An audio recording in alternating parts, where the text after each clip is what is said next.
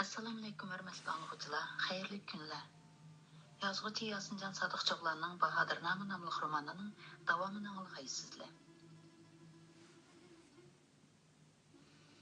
Shoh Chedir o'nlagan otashdanlarning tepsida tonurdek isib ketgan edi. Chedirning ikki tarafida amal martabasi bo'yicha o'tirishgan amir sarkarlarning oldidagi kishiralarga tovoq-tovoqlab go'sht, kabob qatorliq noz-ne'matlar tizilgan edi. Tördeki şahane kursida o'tirgan Sultan Yunusxonning kayfi to'lmi chog' edi. Salomga kelgan Turkiston amirbagilari ikki gapning birida Sultan Yunusxonga xushomat, maqtash so'zlarini yog'diratdi. Soqiylar ko'zlardan kosa qadahlarga sharob quyib ulgurtalmaydi.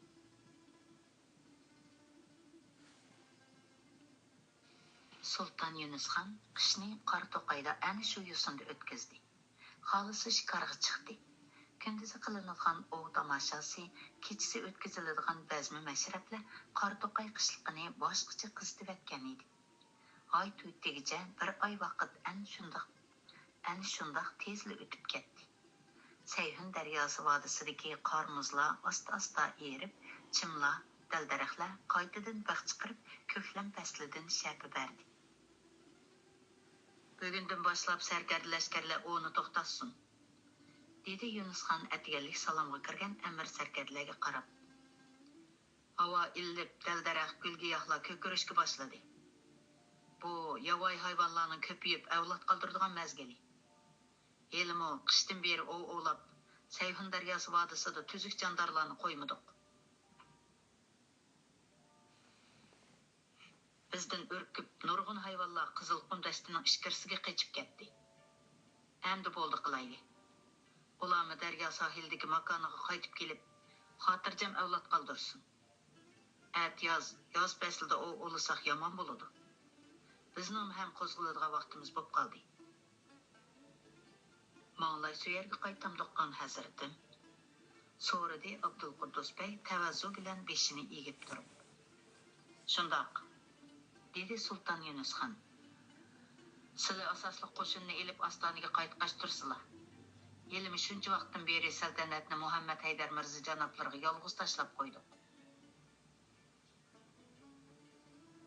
Sizlar berib Mirza hamdamlashib saltanat ishlariga qarashsizlar. O'zlar qaytmamdilar oliylari. Men Sultan Abu Said Mirza oliylarining dargohiga berib didor muloqotda bo'lib ondan yonaman.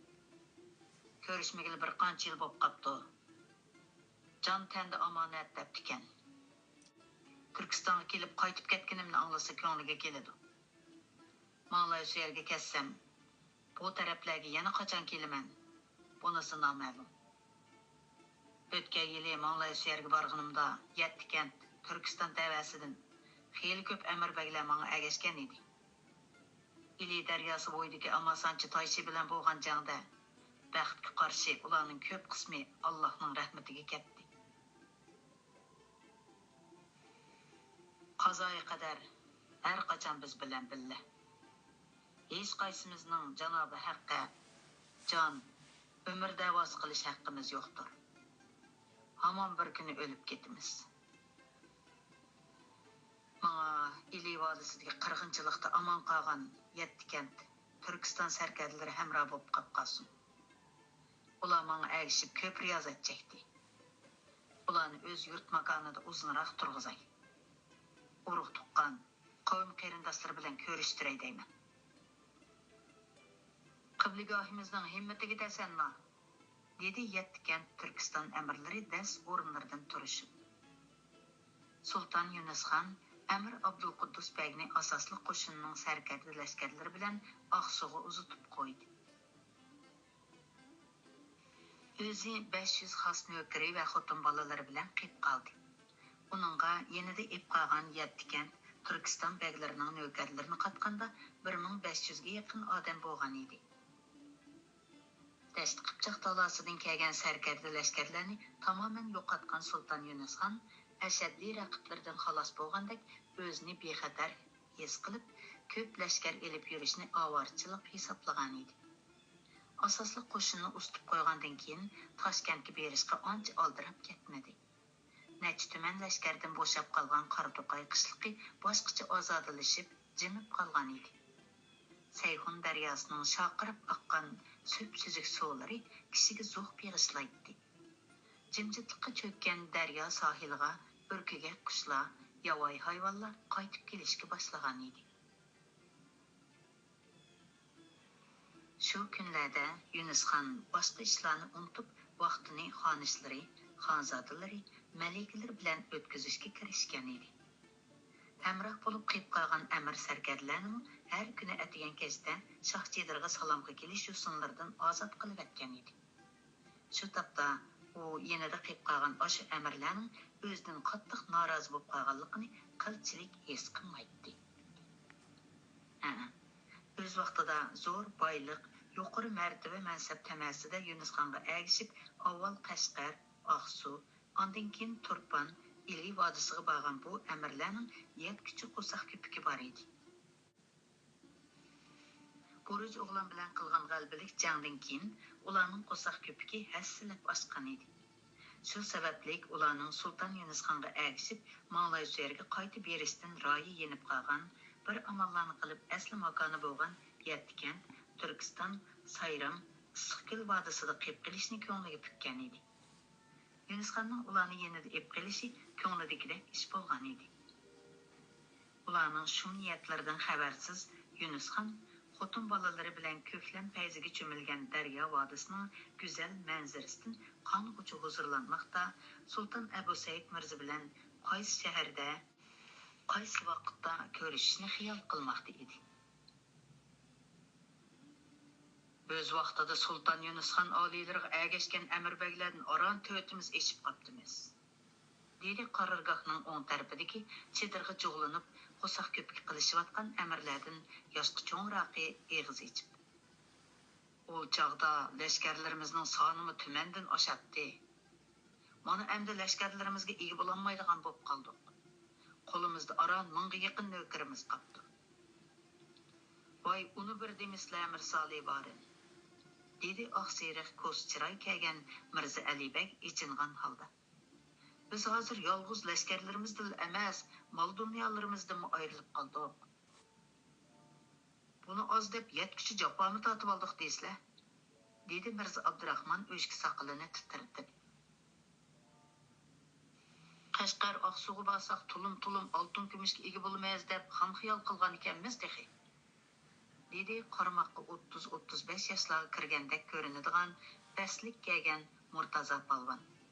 Mol dunyoga erishamasak-mu, martaba mansabga erishalgan bo'lsak-mu koshki. Tas qoldik jinimizni sepbagili. Tova, bu Yunusxon oliylar ajoyib tadbirlik odam ekan deysizlar. Qashqar, Oqsu, Turpanlarni yog'i qilmayli bo'ysundirib oldi. Uning hammasi Muhammad Haydar Mirza Davlatning to'hpisi. Ol amir hamma ishlarni taq qilib, faqat xon oliylarining kelishiga qarashli bo'lib qoptikan emasmi? Dedi Mirsoli Barin. Xon oliylar paylimizni bilib qoldimi qandaq?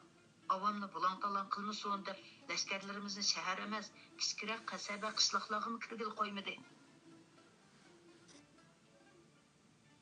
Qasaba degani bozor degan so'zkan. Shundoq lashkarlarimizni shahar qasabalarning sirtida qoldirib qo'yib, bizni yenidan bir qadam nari qilmadi. Lashkari yasoqnimi bek chingtib oldi. Muhim o'rinlarga Mo'g'ulistonlik sarkarlarni qo'ydi. Mansab martabining yuqorisini shularga berdi. Ma'qul. Qashqar, Oqsu, Turpanlarga uningga o'zligidan bay'at qildi. Bizmi jang qilib ajr to'hpi ko'rsatmadik deyli. Ammo Ili daryosi bo'yidagi jangda ajoyib katta pahlavonlik ko'rsatgan edik. Nurg'un lashkarlarimizdan, birodarlarimizdan ayrilib qoldik deyi. Shundoq turuqliq qolmoqdan olgan shunchalar hisobsiz o'ljalardan bizga ozroqli berib qo'yib bo'ldi qildi. Oltin kumushlarni o'zi o'ngchi egallab xazinaning hisobiga o'tkazdi. Mushundaqmi noinsof qilgan bormi jahonda? Har qanday hukmdor jangdan keyin sarkar lashkarlarga o'lja g'animatlarni in'om qilib berib yetadi emasmi? Ma'qul, u oljilarni qalmoqlar ilivadistik avamni bulang-talang qilib tatib olgan deb bizga bermadi. Lekin buni dast qipcha xonzodasi Buruj o'g'lanning qarorgohidan g'animat olgan haddi hisobsiz boyliqlarga nima deymiz endi? Shu chaqda bir chedirga kirib ong-tong qoldim.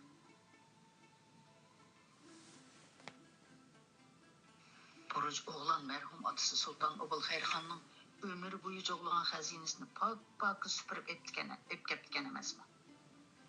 Sanduqlarda oltin, sanduqlarda kumush, sanduqlarda javohiratlar. Ömrümde bunchalik haddi hisobsiz boyliqni ko'rib boqmabdi ekanman. Shundoqli qarab ko'zim chekchiyib qoldi. Shu chaqda tatqan jafoyimizga tushliq nesibiga oxiri erishadigan bo'ldik deb xushal bo'lgan ekanman. Dedi Murtaza palvon. Afsus, bizga tegil bo'lgan aram bir patnosdan oltin bo'ldi. Shundoq, Buruj o'g'landan o'ljagan ol xazinada bizning nesibimiz bor edi. Yerimini ulashtirib bergan bo'lsa-mu, rozi bo'lib ketadi emasmi? Dedi Mirza Abdurahmon. Hammasini Oqsuga avatibdi. Sultan Do'st Muhammadxon zamonida vayron bo'lgan el yurtni qaytadan qurishga ishlatmaymiz deydi texi. Uning bilan bizning nima ishimiz? Biz bo'lmasak u xazinani qo'lga kirgizolmaydi. Dedi Mirza Alibek. Bizga bermadi-yu, ammo Sultan Abu Said Mirzaga ko'rishish sovg'isi deb 4 sanduq oltin, 4 sanduq kumush, 4 sanduq javohiratlarni ayirib qo'ydi. Av 40 to'g'lik gazilma matolarmi bor texi. Aşı nəslərini cinimizni tikib qoğdab mağımız dislər texi. Neymi degan tangsizlik bu?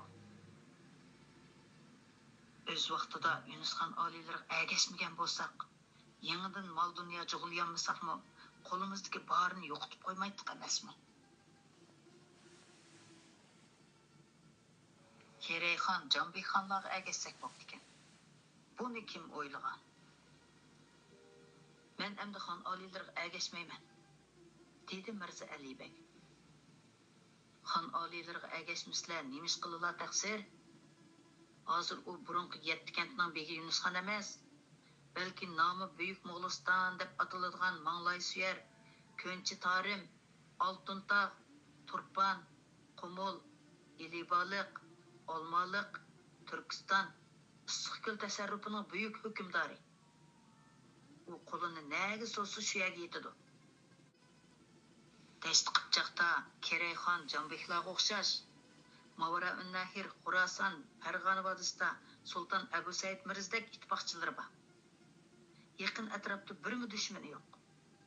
Demak, xon oliylardan ayrilib ketsalar, puttasab turg'udek olqanchilik yermi topolmaydilar. Dedi Mirsali Barin. Faqat bo'lmasa bulangchilik qilaman, dedi Mirza Alibek. Bu Pixsixonga ergishib, jafo tatib quruq qo'l yurganda ming hassa yaxshi. Texi omitim kelib qolsa, u yondan bu yonga o'tib turgan karvonlardan oltin kumush, javohiratlarga ega bo'lib qolaman. Sizlardan ehtiyot qilsak bo'g'idek, biznimi xon oliylarini bulab qo'ymizlar yana, dedi Mirza Abdurahmon chaqchaq qilib. Rost, bulayman deslar osh oltin kumush javohiratlar xon oliylarining chedirda sanduqi bilan bor, dedi Murtaza palvon. Shundoq qilaymi ya? Dedi Mirza Alibek. Navoda Murtaza palvon hamdamda bo'lishni xohlasa, bo'lma bo'ladigan chora. Chunki osh oltin kumush javohiratlarda bizning haqqimiz bor.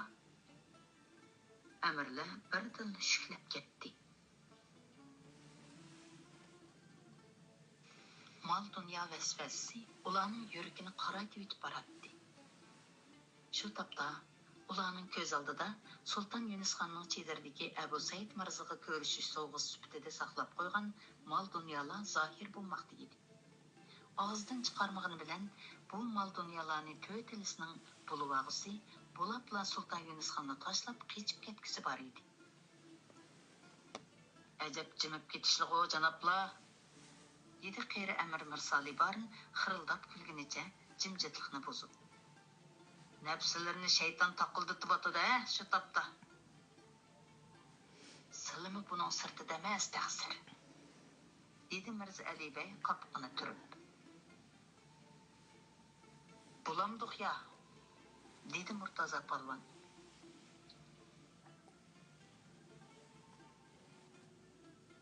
Bulusak buluduk, dedi Mirza Abdurrahman. Nemeden qoqqulup, özümüzge tegishlik nesibini aldık deb bilsek boldu emasmi? Lekin xan aliylarının 500 nökerini sel çağlıqlı bulmaydı. Hep belli, gep mana muş yerdə. Dedi Mirza Ali Barın peshqadamlarga xos bilarmanlik bilan so'zlab. Ol nökerlarni zinhor sel çağlıqlı bo'lmas. Can halqımga kelganda har biri 10, hatto 100 ga tetiydi. Uning ustiga hammasi xon aliylar itdek sadoqatni.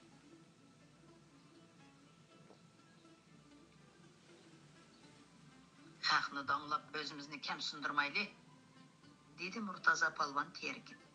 Ul nökerlarmi bizga o'xshash odam. Uning ustiga mahoratini obdan bilamiz. Zinhar g'ururlarga ap ketmislar Murtaza Palvan, dedi Mirza Ali Barın xushamat qo'yliq bilan ejib. Albatta bu yerda sizlarga tankilarligidek odam yo'q. Ammo sizlar faqat birla. Lashkarlarimizning soni ulardan chiqib bo'lgani bilan hech qaysining mahorati ularga yetmaydi. Uning ustiga xon nökerlarining o'ziga tushliq surhayvisi bor. Lashkarlarimiz deganda ular bilan ilishishdan ehtiyot qiladi va emigaydi. Bu taraflarni nazarga olmasak bo'lmaydi. Biz to'rtimiz har qancha mahoratli bo'lsakmi yetishmaymiz. İşimiz əpləşsiğo yaxşı. Navad əpləşməy qalsa, rəsvayı əzəm boğanını az dəb cenimizdən ayrılımız. Əl yurtqa tuzkor, riyakar degan namımız tarqaydı. Əmisə, vafadar, sadaqatmən degan nam ataq üçün bir ömür jafo çekib yürümüzmü? Ya köygen rahat parağatның, ya tutqan əməl mənsəbның, ya tapqan pul puçakның tayini bolmasa. Dedi Murtaza Palvan əzveylab sözləb. İş qılıb xalq aləmdə qandaq bətnam atqın qasımaylı, əmdi xan aliylər hərgiz əgəşməydi. Gepimiz, niyet ixbalımız bir yerdən çıxmışsa, töt qallı bir yerə cuğlaşmaz ərdi. Dedi bayatın beri həmraqlarının çıray ifadəsini küstüb oltırğan Mirza Abdurrahman söz elib. Həmmimiz köңlimizdikinin qoluçını aşkarlap bolduq. Faqat xeyriçili qaldı. Amma aşı g'ayrisini hech qaysiri eg'izdan chiqarishga jur'at qilishmayotadilar. Bo'pti, men davitay. Hech qaysimizning amdixon oliylarga agashkimiz yo'q, ham mushundaq quruq qo'lli ayrilib ketgimizmi yo'q. Xon oliylarining chedirdagi yiliq xazina maylimizni tatib turmoqda. Qo'limizga tushirsak, har birimizga bir sandiqdan taqsim bo'ldik. Gap uni qanday qo'lga tushirishdi. U hamrohlarga takshi bir qarab etib, gapini davomlashtirdi. Qandaq? Har birlarining ko'ngildagini topa oldimmi? Agar ko'ngillardagini topa olganimga iqror bo'lishsalar, boshqa gapni qo'yib turib, ashu xazinani qanday qo'lga kirgizish haqida boshqa turay. Navoda xon oliylar Qarto'qaydan qo'zg'olib ketsa, bu ish tasga to'xtaydi. Ko'nglimizdagini topganlarga biz iqror, dedi Mirza Ali Bey bilan Murtaza Palvan. Kaminalarimi ham, dedi Mirza Ali Barın. Agar janob amirlarning muddasi shu bo'lsa, samilarga soladigan kichikgina maslahatim bor. Bilmadim, har birlariga manzur kelarmikin. Qani xo'sh, quliqimiz sizlarda, dedi uch amir. Har birlarining yodida bormikin, Sultan Yunusxon oliylari bilan Toshkent to'rg'isi Shayx Jamoliddinning o'ttirisida xeyli cho'ng adolat bor, dedi Mirza Ali Barın. O'z vaqtida Shayx Jamoliddin Sultan Yunusxon oliylarini Toshkentdan qo'g'lab chiqargan. Keyin u Burgu Sultan Muhammad Jogila bilan birlashib, Sultan Abu Said Mirzaga qarshi chiqqanda, Sultan Yunusxon oliylari 7 kentdan lashkar tortib kelib, Sultan Abu Said Mirzaga hamdamda bo'lib, Shayx Jamoliddinni o'sal qilgan edi. Keyin xon oliylari Moğoliston taxtini qo'lga oldi. Әмімчә, Шейх Жамалдың хан алилер қолы келтірген бұл қатты мәртебеге әргіз қайыл әмес. Шол себептен адават, хусумет отыны азырғыч юрекіде сақлап жүрмекте. Шуңа, азыр Шейх Жамалдыңға мәктүп yollab, хан алилері қаршы келдігімізді білдірсек, çoqum bizni qo'llaydi. Ikki raqibni to'ydirmay adovatga sep qo'ysak, aniqki oradan foydani biz olamiz. Yiliq xazinami bizning bo'ladi. Boshqalarmi bizni bu rostilla bo'ladigan tadbir ekan. Dedi Mirza Alibek hayajonlanib. Undaq bo'lsa, Shayx Jamoliddin bilan xon oliylarining o'rtasida ishonchli bir fitnani paydo qilaylik. Eng muhimi Shayx Jamoliddin bizga ishonsin. Dedi Mirza Abdurahmon. Uni ishondirmay bu ishni ro'yobga chiqarish mumkin emas. Bu tazimi bir nomatlik bo'ladigan bo'ldi-da. Dedi Murtaza Palvon. Bo'pti. Moshunda qilmaymi amal yo'q taqiladi. Xo'sh. Ol Shayx Jamoliddinni qanday ishondiramiz? Pamimcha dedi Mirsali barin saqilini silab turib. Shayx Jamoliddin ishchitor, hasadxo'r, shuhratparast, manmanchi, gumonxo'r odam. Bundaq odamlar fitna fasodga oson ishonadi. Biz Sultan Yunus xon bilan Sultan Abu Said Mirza o'rtasidagi do'stlikni alohida tilga olib, Shayx Jamoliddinning yuragiga hasad o'ti yoqaylik. Ondan Sultan Yunus xon oliylar ustidan bo'ldi degicha datlaydi. Sultan Yunus xon oliylarining ayni yili Shayx Jamoliddin tarafidan Toshkentdan e'tiborsiz holatda qo'g'langanligini, pat-pat hasrat bilan tilga olganligini, bu navbat Toshkentga alohida berib, o'zining buyuk sultonlik shavkatini Shayx Jamoliddinga ko'z-ko'z qilishni, hatto uni adablab qo'yishni ko'ngliga tukkanligini, ushbu sababdan uning ko'p ehtiyot qilish lozimligini yozaydi. Shayx Jamoliddinning Sultan Yunus xon qarshi chiqqidek rag'bati bo'lsa, o'zimizning hech nimaga qaramay hamdamda bo'lganligimizni bildiraylik. Ishonchim komilki, Shayx Jamoliddin bu xususdagi maktubimizni topshirib olsa, herkesni qo'l qovushtirib qarab turmaydi. Amasi darhol maktub yozaylik, dedi Mirza Alibek.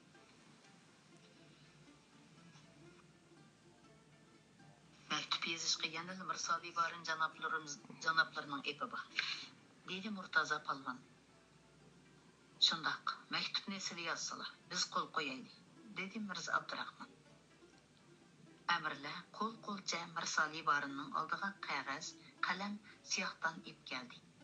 Bir cho'gin choy qaynamachilik sukutdan keyin Mirsali barin maktubni yozib bo'ldi. Qolgan 3 amir maktubning tegiga imzolarini qo'yib barmoq besishdi. Maktubni kim ip bası bo'lar? dedi Murtaza Palvon. Aramizdan birarimiz ip basak, berib kelishga xeyli jiq vaqt ketadi. Ul chaqda xon oliylarining diqqatini qo'zg'ab qo'yishimiz mumkin. Buningdan xotirjam bo'lishsizlar, dedi Mirsali barin xatni pam bilan qatlab turib. Ayg'oqchi yolg'iz xon oliylarining huzurida bo'lmaydi. Bizning ishonchli odamlarimiz bor. Uning ustiga Toshkentni 5 qo'ldek biladi o'taqi. Ular maktubni ishonchli ayg'oqchilardan yo'lga selib etib, xeyli xotirjam bo'lib qolishdi. Xatning javobi kelib bo'g'icha qor to'qaydan qo'zg'alib ketarmizmikin?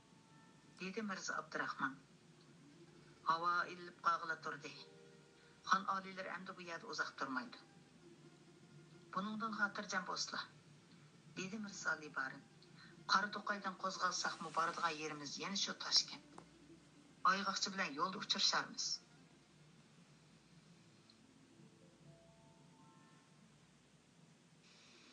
Shayx Jamoliddin 4 amirning Sultan Yunus xonga sotqinlik qilib yozgan xatini topshirib olib, toza bir qarorga kelinmay turganda, Sultan Yunus xonning chaparmini orqali avatgan maktubini topshirib oldi. Yunus xon maktubida o'zining Sultan Abu Said Mirzaning huzuriga bormoqchi bo'lganligini, yo'l ustida Shayx Jamoliddin bilan ko'rishib o'tishni niyat qilganligini qisqacha bayon qilgan edi. Sultan Yunus xonning maktubi hurmat, Təvəzzü ibarələri işlətilməy, tüzla addi qılıb yazılğan idi. Toshkent şəhərinin əmri turuqluq, özünü Fərğanə vadisinin hökümdarı deb hesablaydigan Şeyx Jamoliddinga bu məktub ancha yoqmadi. Bo'libmi heliqi to'rt sotqin əmrining har bir qurlari xushomat, maqtash iboralari bilan to'lgan xati bilan selishtirib ko'rib, birdanla qo'sqi ko'pdi. O'zini kim chaqlab qoldigina bu Yunus Bey? Texi Büyük Moğoliston tasarrufining hukmdori Sultan Yunus Xondan deb bilirlar deb ketishlarini qaramadigan. U Moğolistonning hukmdori bo'lsa menga nimadi? Men uning emas, Mavara-un-Nahir, Xurason, Farg'ona hukmdori Sultan Abu Said Mirzo Aliylari itoatkarligini sunganman. Menga o'zining amirlariga muomala qilgandek muomala qilib, maktub emas qandoq bo'ladi? Sultan Abu Said Mirzo Aliylarining dargohiga bormoqchimish. Buning men bilan nima aloqasi? Bosib beriversin, yo'li ochiq. Men bilan ko'rishib nima qiladi?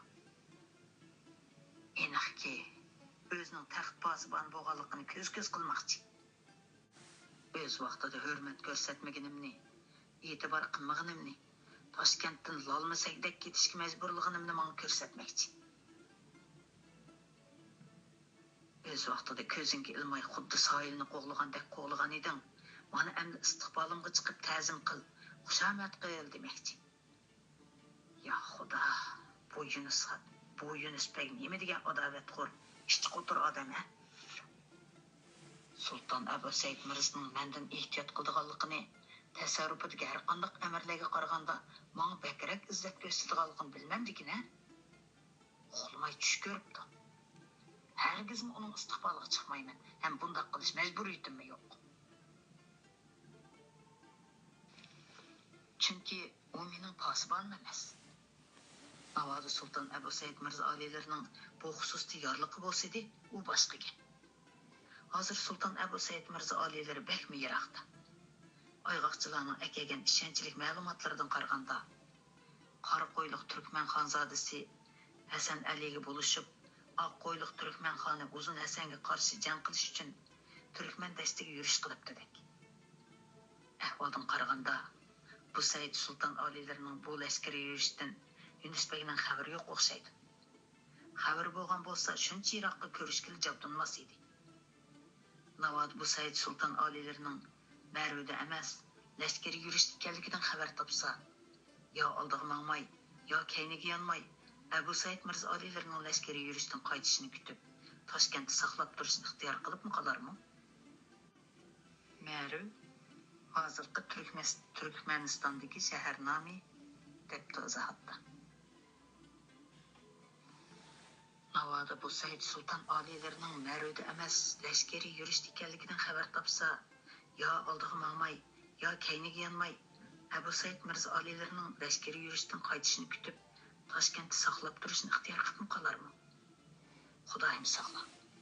Undaq bo'lib qolsa, ne vaqtgacha uning ko'ziga qarab, mulozimlarda xizmatini qilib yurayman? Rost. Yilqi to'rt amir o'zlarining Yunus Bekga qarshi ekanligini bildirishibdi. Ularning bundaq qilishdagi maqsadi nimadir? Nemiski meni o'z posiboniga qarshi chiqishga undaydi. Yunus Beydan ro'y yangan bo'lsa, pen bilan ketib qolsa bo'laveradi. Mayli qandoq muddaosi bo'lishdan qat'iy nazar, bir narsa aniqki, u to'rt amir mendan foydalanib Yunus Beyning adabini bermoqchi.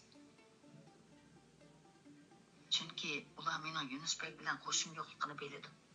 Bu bo'lgani. Men unda qozonga mundaq chumish qilib, ashu sotqinlardan foydalanaydi. Yunus Beyni ashu sotqinlardan qo'g'digan bo'lib elib, nazarband qilay. Yunus Bey ul amirlarning xetini ko'rsa cho'qim menga ishonadi. Meni nijotchisi debmi biladi. Shuning bilan men uningga salom berib, ko'ziga qarab yurmayman. Uni qo'rqitish bahonasida amirlarni, navkarlarni ayirib etib, bir mezgil nazarband qilsam, bu Said Sultan Aliylari bilan ko'rish niyatidan yenib, Mo'g'ulistonga ketishi mumkin. Navoiy bu ishlardan Sultan Abu Said Mirzo Aliylari xabar topsa-mu, meni ayibga buyurmaydi. O'sha bahonada menmi o'zini buyuk saltanat sohibi, hukmdor deb takabburlik qilgan Yunus Beyni obdan adablab qo'ya olmayman. Balkim uning shafqatchisi bo'lib qolaman. Ko'nglini to'xtatib olgan Amir Shayx Jamoliddin darhol iliq to'rt amr bilan Sulton Yunusxonga ayrim javob xat yozdi. Qora To'qaydan Toshkentga qarab yo'lga chiqqan Sulton Yunusxonning ko'nglida qilchilik andishi yo'q edi. Shayx Jamoliddinning ayni yili o'ziga qilgan adabsizligini unutib ketmagan edi. Yo'lda ketib etib, ashu ko'ngilsiz aslimalarni keyin Shayx Jamoliddin bilan Samarqandda uchrashganligini, so'g'uqli ko'rishganligini ko'z oldiga keltirdi. Ashu qilganlarga pushaymon qilgan bo'lsa, mendan cho'qim xijil bo'ladi. Samarqandda ko'rishgan vaqtimizda o'ng'aysizlangandek qilgan. Bo'ldi endi. O'tgan ish o'tdi. Aslida uning menga hurmat, ehtirom bildirish majburiyati yo'q edi. Endi ko'rishganda uningga qizg'in bo'lay. Aramizda hech ish o'tilmagandek mung'dashay. O'ng'aysizlantirib qo'ymay. Aslida Toshkentda to'xtamasam bo'ladi. Xonish oyimlarning Toshkentni ko'gisi biror hafta turg'isi kelib qoldi. Shu topda Yunusxon o'ziga hamroh bo'lib kelayotgan to'rt amir bilan Shayx Jamoliddin o'ttirisida bir qancha qitim maxfiy xat aloqa yurishganligini, ularning xat orqali uni qanday usulda boplash, sadoqatman navkarlardan to'ydirmay ayirib etib, qo'lga tushirish haqida maslahat qilganligini xiyoliga keltirmaydi. Toshkent shahridan 30 chaqirim yiroqlikda joylashgan bu qo'riq Amir Shayx Jamoliddinning yozliq aramgohlarining biri edi.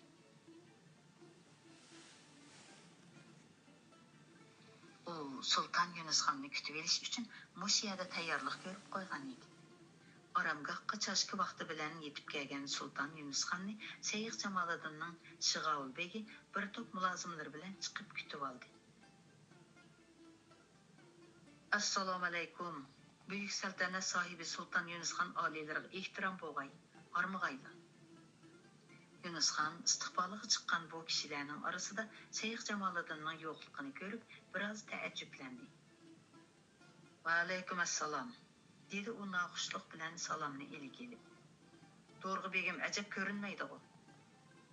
Xon oliylariga ma'lum bo'lg'ay, dedi Shig'ovul bey tavazzu bilan egilib turib. Amir janoblari 2 kundan beri oliylarining yo'liga talmirib, mushu qishloqda tunigan edi. Oliylarni bugunmi kelanmaydigan o'xshaydi deb, yiliroqda shaharga kirib ketgan. Boya choparmanlarimizdan xeyli yiqilishib qolganliklarini anglab, xabarchi mang'izdim. Hayol bo'lmay kep bo'ladi. Shig'ovul bey Shayx Jamoliddinning o'rgatgani bo'yicha gapni to'limi qamlashtirdi. Uning javobini anglab, Sulton Yunusxonning chiroyiga qaytadan kulki yugurdi. Amir janoblari chiqib bo'g'icha xon oliylar biror piyol choy o'tlab aramag'ash turamlikin. Yunusxonga xeyli hordiq yetgan edi. Shunga Shig'ovul begning taklifiga darhol qo'shildi. To'la obdan. Shig'ovul beg Sulton Yunusxonni yo'lning u chetidagi o'riklik bog'ining o'ttirisiga joylashgan hashamatlik bir qo'rig'i boshladi. Yo'ldan qo'roqning darvozasigacha qip-qizil gilamlardan poyandoz silingan edi. Bu Amir janoblarining yozliq aramgohi. Mang'ash tushandirdi Shig'ovul beg. Ishchi ancha cho'ng bo'lmasimi, xon oliylari bilan xonish oyimlarning vaqtliq turishiga toza bo'lib keladi. 2 kundan beri Amir janoblari shaxsan o'zi haydakchilik qilib, tozalatib, qaytadan saramjonlashtirib chiqdi. Loyiqlarda bo'lmagan bo'lsa aybga buyurmag'aylar. Atrofi egiz qo'riqdan bilan qo'rshalgan bu qo'roqning darvozasi xuddi o'rdaning darvozasidek hashamatlik, puxta edi. Ishchi degandek ancha cho'ng emas edi. Ammo qo'roqning o'ttirsidagi ko'tirib silingan peshayvonlik imorat ajoyib gul naqshlari, to'riklari bilan hashamatligidan bishorat berib turadi. Yunusxonni 4 amir bilan o'ttirdagi qo'shqanotliq cho'ng saroy uyga boshladi. Yunusxon supiga chiqib 4 tarafdagi o'zi uchun alohida rastlangan qat-qat ko'rpining ustida chaza qurib xonish oyimlarga yon tarafdagi o'jarlarni tayyorlab qo'ygan edi. Dedi Shig'ovul beg. Boshlab kirishimizga ijozat so'raymiz. Ijozat, dedi Yunusxon paxtaliq tonini selib etib turib.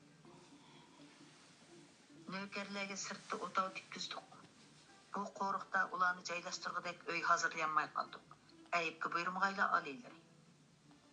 Hech qisi yo'q, helimi koyishiblar, dedi Yunusxon. Nökerlerge otav hazırlaşның lazımı yo'q edi. Amir Şeyh Jamoliddin janoblari bakmi koyib ketibdi, dedi Mirsali Barin. Shundoq, dedi Mirza Abdurahmon. Bu Shavkatlik on hazratimizning hurmat obro'yida. Shig'ovulbek ayol mulozimlarga xonning xonishlarini boshlab kirib joylashtirishga buyruq berdi.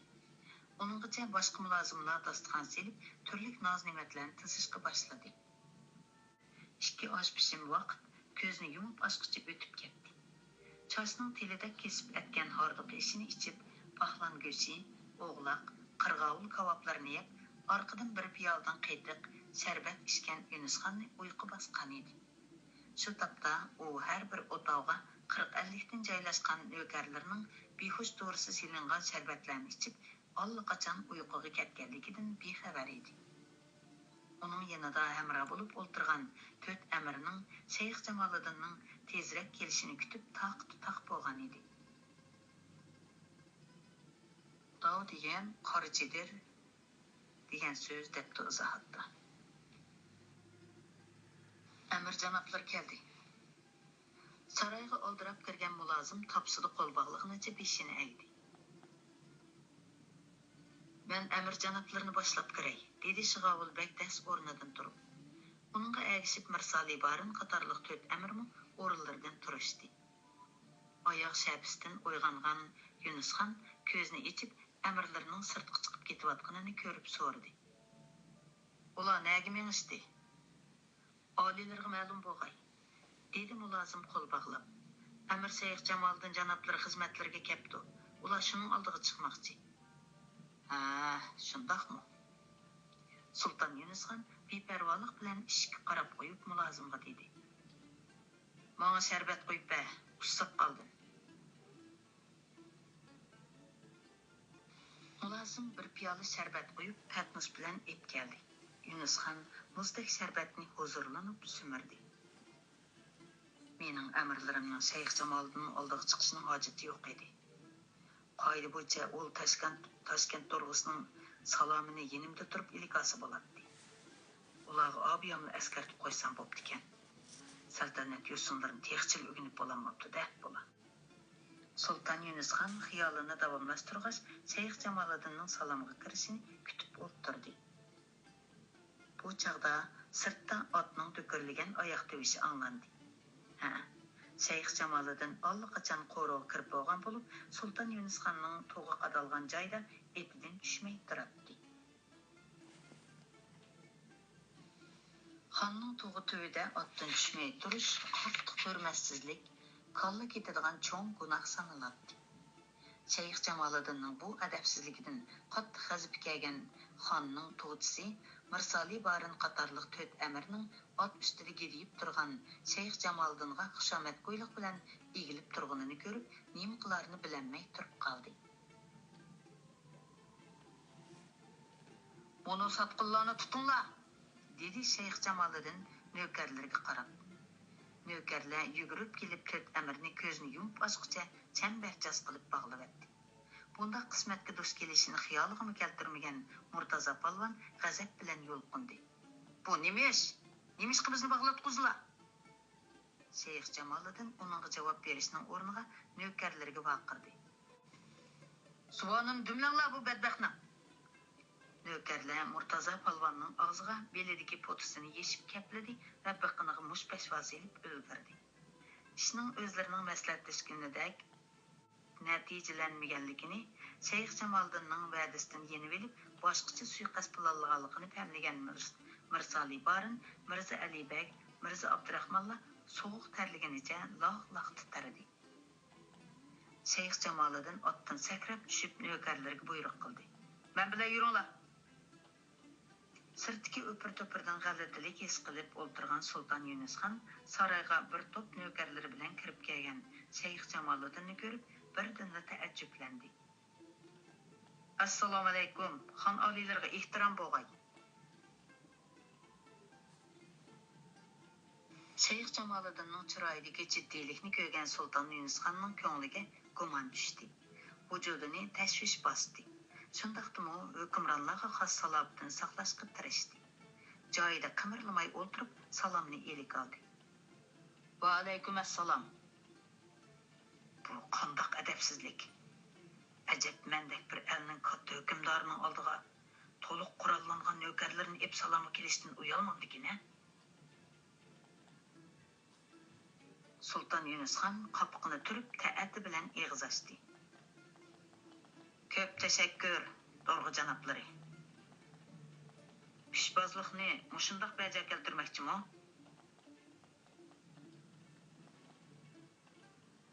Pishbozlik degani oldiga chiqib salom berish, debdi izohatda.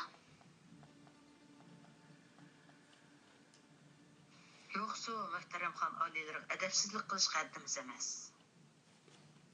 Dedi Shayx Jamoliddin qaddini biroz egib. Biroq hozir xon oliylarga bu ishlarni tushuntirishga fursat yo'q. Qibligahimiz tasarrufimizga qadam keltirgan ekan, badgirdonlarning qasdidan himoya qilish burchimiz bordir. Badgirdon yomonlik qilg'uchi, qasd qilg'uchi debdi izohatda. Hozir ahvol bekmi xatarlik. Avval xon oliylarni sog'-salomat shaharga opirib olaydi. Ondan tafsiliy tushuncha berarman. Shayx Jamoliddin Sulton Yunusxonga gap qilishga fursat bermay, navkarlarga buyruq qildi. Kelinglar, xon oliylarni mafiga chiqaringlar. Navkarlar yugurib kelgunicha Sulton Yunusxonni ko'tirib degidek supadan tushirdi. Ochqib qo'rida to'xtatilgan usti yepiqliq mafiga chiqardi. Shayx Jamoliddinning tuyuqsiz paydo qilgan jiddiychiligi Sulton Yunusxonga o'ylangudek, nemish bo'lganligini anqirgudek fursat bermagan edi. Ko'ngliga tuyuqsiz gumon, tashvish solgan edi. U mafiga chiqquchi bo'lgan oraliqda o'ylidan put-qo'llari chambarchas bog'langan 4 amirga shundoqla qarab, ko'nglidagi tashvish taajjubga almashdi. Lekin navkarlar uningga amirlardan gap so'rash emas, bakroq qarashga fursat bermagan edi. 4 at qetilgan mapa shu hamon darvozadan chiqdi-da, Udul Toshkent shahriga qarab yurib ketdi. Bu chaqda Shayx Jamoliddin yiliqi 4 amirni yana bir mapaga joylashtirib ulgurgan edi. Hurmatli anglovchilar, bugun kitobni mush yergacha o'qib beray. Ko'ngil qo'yib olganingizga rahmat. Xayr, xush, omon bo'lgaysizlar.